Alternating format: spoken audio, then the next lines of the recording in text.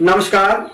मूक नाइक न्यूज में आप सबका हार्दिक स्वागत है। आज हम आपको उस शख्स से मिलाने जा रहे हैं जिन्होंने लगभग 22 वर्ष की आयु में ही सामाजिक कार्यों में रुचि लेना शुरू कर दिया है। तो मैं बात कर रहा हूं विजय बाड़ी जी की और उनके साथ कृष्ण भाई जी। विजय बाड़ी जी, आपका मूक नाइक में स्वागत है। धन्यवाद। विजय बाड़ी जी, मैं आपसे एक बात पूछना चाहता हूं कि आप सामाजिक कार्यों में रुचि लेते हैं, हर किसी के सुख दुख में काम आते हैं।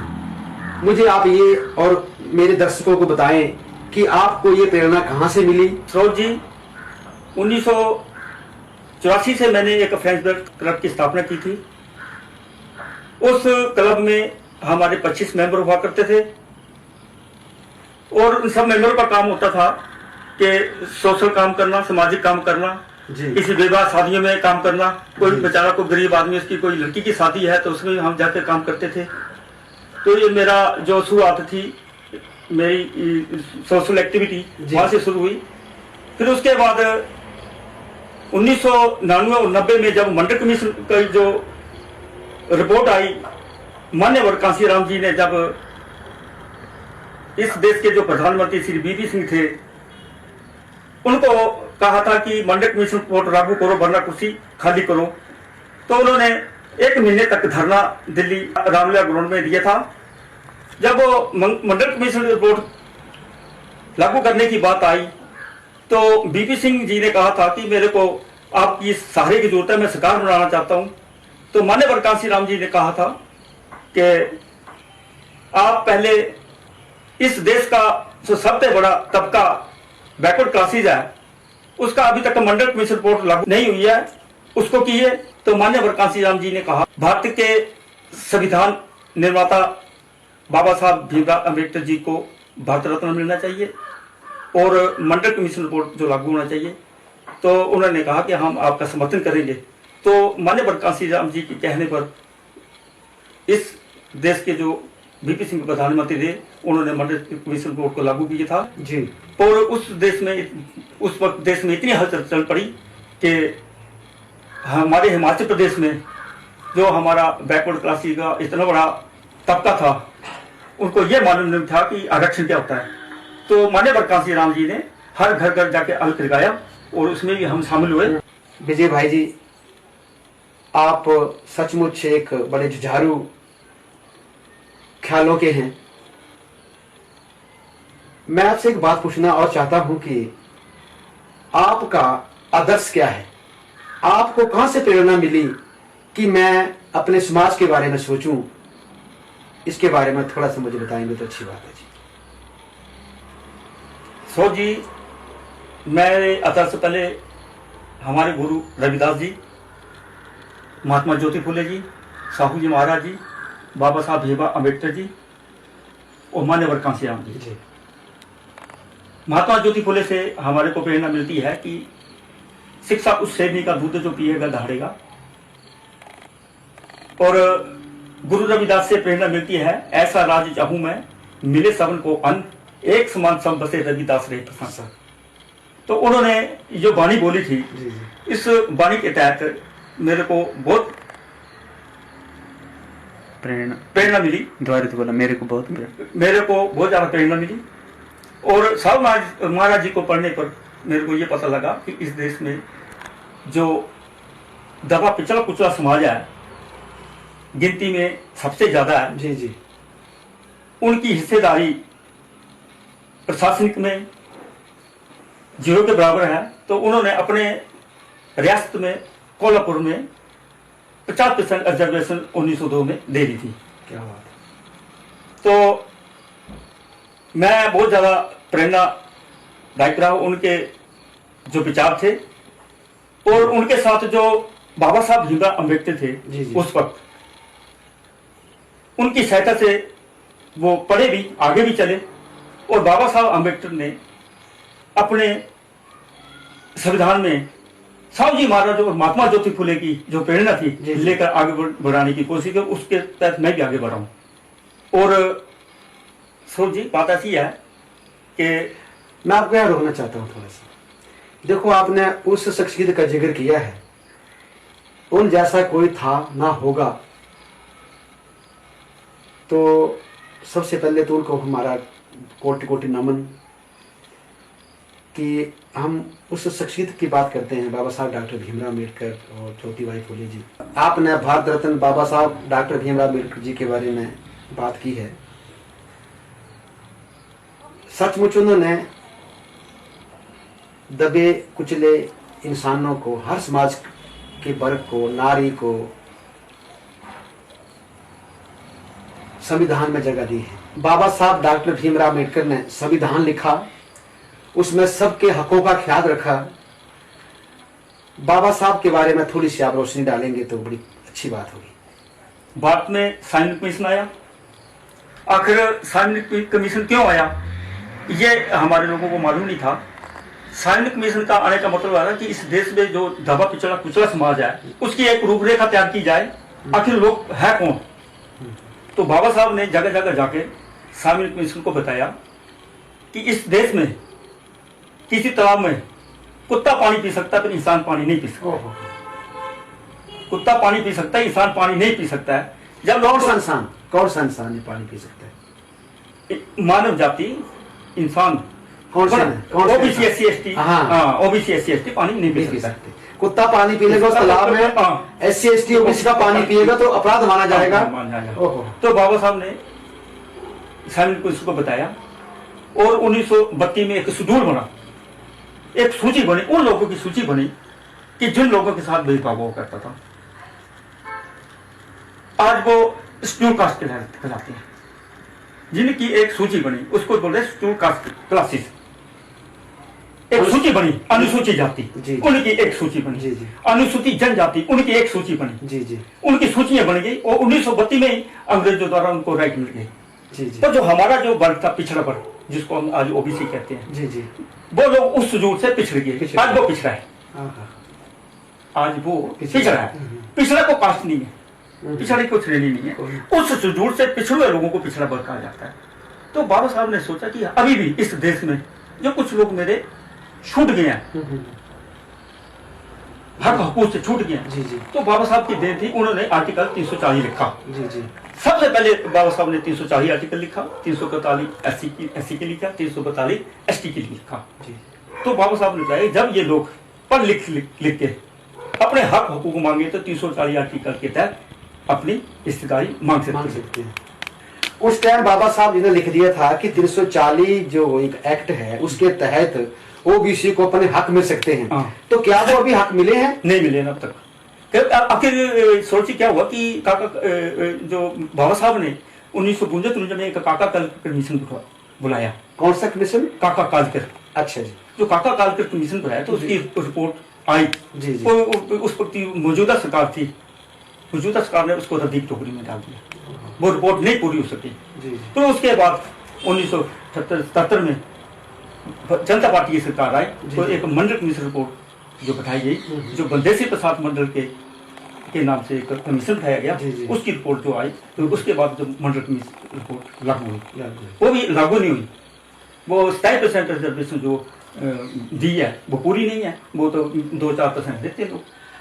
अच्छा, मुझे एक बताएं कि 27% आरक्षण बीपी सिंह के टाइम में मिला था, अभी वो कितना मिल रहा है ओबीसी के लिए? बात ऐसा है कि जो 2005 में जो रिपोर्ट आई थी कि इनको सेंटर की तरफ से कि इनको हर स्टेट में 27% रिजर्वेशन मिलनी चाहिए, उसको कहते हैं 93 अमेंडमेंट संशोधन। तो अभी तक हिमाचल प्रदेश में 2.5% रिजर्वेशन मिल रही है। सिर्फ कई बार 12-18 ऐसे इन कैटेगरी बना दी है, जबकि पीछे से ऐसा नहीं है कि आपको किसी में क्लास 1 में 12 मिलेगी या क्लास 2 में 18 मिलेगी, ऐसा नहीं है। 27% मिलने चाहिए, पर मौजूदा सरकारों ने इसको रोक के रखा हुआ, 27% नहीं दिया, तो इन्होंने 18-12 के हिसाब से दे रहे हैं, पर वो भी पूरी दे रहे हैं, वो भी 2-2.5% बनती है।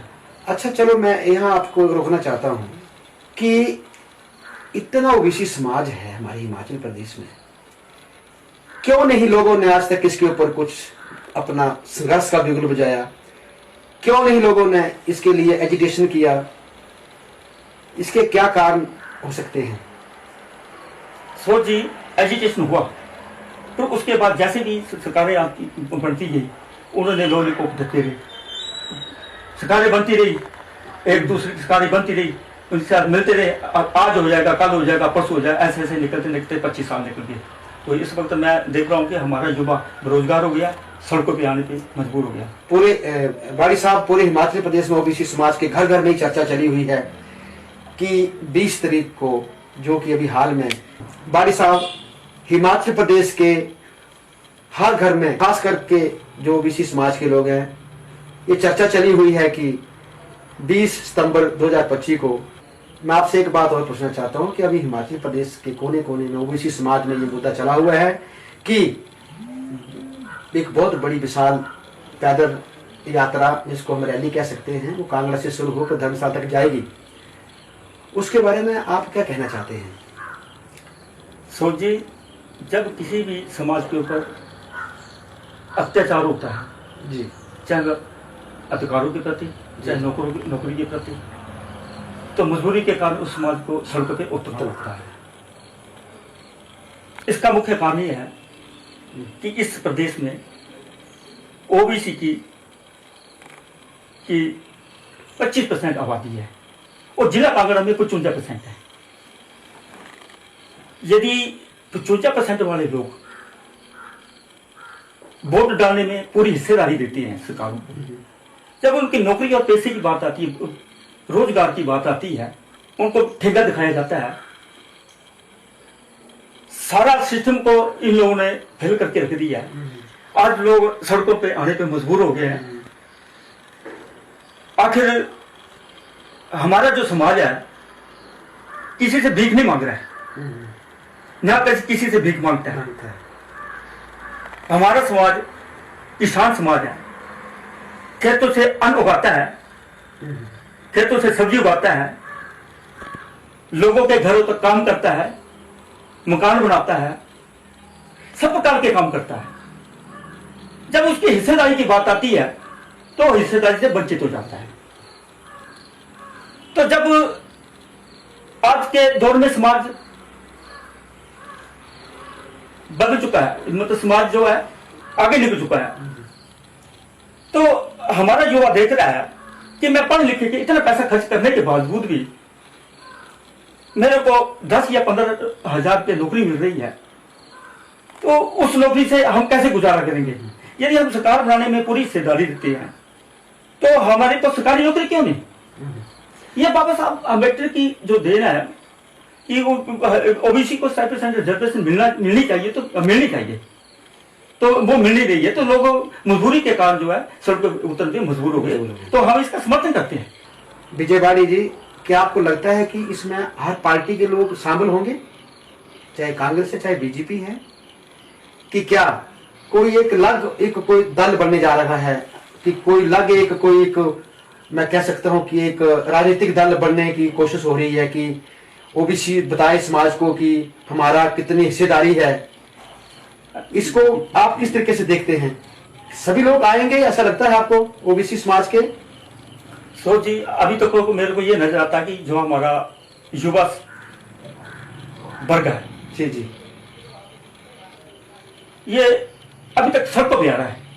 अभी तो इसका कोई ये नहीं है कि वो कोई दल बनाएगा, वो मुकाबला करेगा, ऐसा नहीं है। अब तक इनको समझने की जरूरत है, समझने की जरूरत है।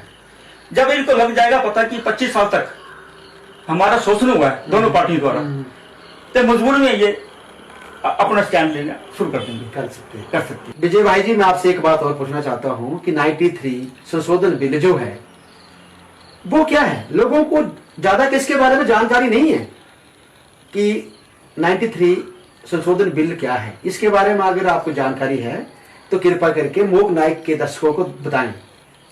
सो जी, बात ऐसी थी कि 2005 में सेंट्रल सरकार ने यह ऐलान कर दिया था कि इस देश का जो 52% आबादी वाला पिछड़ा वर्ग है, इसको 7% रिजर्वेशन मिलनी चाहिए। जो ये रिजर्वेशन थे, आरक्षण था, पूरे भारत देश में एक जैसा होना था, जो 7% के हिसाब से। जो इन लोगों ने क्या किया कि अपने अपनी स्टेट के हिसाब से, जितनी आबादी के हिसाब से इन्होंने रिजर्वेशन दी। तो 93 संशोधन में ऐसा था कि जो सेंटर के एडेड जितने भी कॉलेज है, ये डिग्री कॉलेज है, ये कोचिंग सेंटर है, और भी जैसे मेडिकल कॉलेज है, इसमें सीटें निर्धारित होती हैं। अच्छा जी। मान लिया कि हिमाचल प्रदेश में 6-7 मेडिकल कॉलेज है जी जी। तो उसमें हर कॉलेज में 100 सीटें निर्धारित है, तो उसमें 27% के हिसाब से हमारे को 60 सीटें मिलनी चाहिए थी, पर ऐसा नहीं है। तो उसमें 18 के हिसाब से, ये 18 के हिसाब से या 12 के हिसाब से, तो 18 नहीं दे रहे हैं। तो उसमें ऐसा किया इन लोगों ने कि शिमला में हमारे को 4 देते हैं, और नाले में भी हमारे को 4 देते हैं। मेडिकल कॉलेज में जो रक्षित सीटें हैं उसका ब्यौरा दे रहे हैं। अच्छा, 4 को 2 सीटें दे रहे हैं, तो 2 सीटें के हिसाब से 14 बनती हैं। यदि 700 बनती है तो 700 के हिसाब से हमारे तो 18 के हिसाब से 100 से ऊपर बन जाती है। जी जी जी। मतलब 100 कुछ 200 के करीब बनती है। तो इसका मतलब है कि ये लोग हमारे को हिस्सेदारी नहीं देना चाहते हैं, हमारे बच्चे को डॉक्टर बनाना नहीं चाहते हैं। तो ये डॉक्टर, जब तक हमारे बच्चे पढ़ लिख गए हैं तो ये डॉक्टर नहीं बनाना चाहते, तो किसको बनाना चाहते हैं? तो इन लोगों ने क्या किया कि जो अपने लिए EWS लागू करना था, तो दिनों एक रात में लागू कर दिया। जो हमारा कानूनी तौर पे आर्टिकल 340 के तहत बाबा साहब ने, अम्बेडकर जी ने जो आरक्षण की व्यवस्था की है, उसको लागू करने में आनाकानी करे 70 साल आजादी के हो गए। पर एक तरफ तो दूसरे जो लोग कुछ कहते हैं कि आरक्षण खत्म होना चाहिए। देखो, जाति खत्म हो जाए तो आरक्षण खत्म हो सकता है। आज जाति का फंडा खत्म हो जाए, एक समान हो जाए तो आरक्षण खत्म हो सकता है। जाति के तो पता तो हुआ है समाज, जाति से तो पता तो हुआ समाज, जाति खत्म हो जाए आरक्षण खत्म हो जाएगा। कहते हैं कि जाति है कि जाति नहीं। आप तो ठीक है, जाति तो जाति नहीं, जब जाति चले जाएगी तो आरक्षण खत्म हो जाएगा। जाति तब तक, आरक्षण तब तक। तो हम ये चाहते हैं कि सरकार यदि इस नींद में सोई है, जाग गई तो ठीक है, नहीं तो इस आल्को को हम घर घर तक लेके जाएंगे। जितनी जिसकी संख्या बारी उतनी हो इसकी हिस्सेदारी। सचमुच एक बहुत बड़ा आंदोलन होने वाला है। इसी आशा के साथ कि बारी साहब हम एक बार फिर मिलेंगे। आपने अपने जो जिंदगी का जो एक्सपीरियंस है उसको मूक नायक के दर्शकों के लिए बताया, और कुछ बातें आपने ऐसी बताई हैं कि बहुत कम लोगों को इसके बारे में जानकारी भी थी। जैसे वो 93 संशोधन बिल जो है, लोगों तक पता नहीं चीज़ों का है। मैं आपका दिल की गहराई से धन्यवाद करता हूं कि आपने अपना कीमती समय निकाल कर मूक नायक के लिए अपना इंटरव्यू दिया। आपका बहुत बहुत धन्यवाद। जय हिंद, जय हिमाचल, जय संविधान। दर्शकों, आज के हमारे मेहमान थे विजय बारी जी, जो कि ज्ञान के सचमुच भंडार हैं। काफ़ी जानकारी उन्होंने साझा की है। मूक नायक का वादा है कि हम हर दिन, आए दिन नए नए लोगों से मिलाएंगे आपको, जिन्होंने समाज के प्रति, अपने देश के प्रति कार्य किया है। तो मैं आपके साथ मूक नायक रिपोर्टर कमल सरोज और मेरे साथ मेरे सहयोगी कैमरे पर शिवाजी लुटिया जी।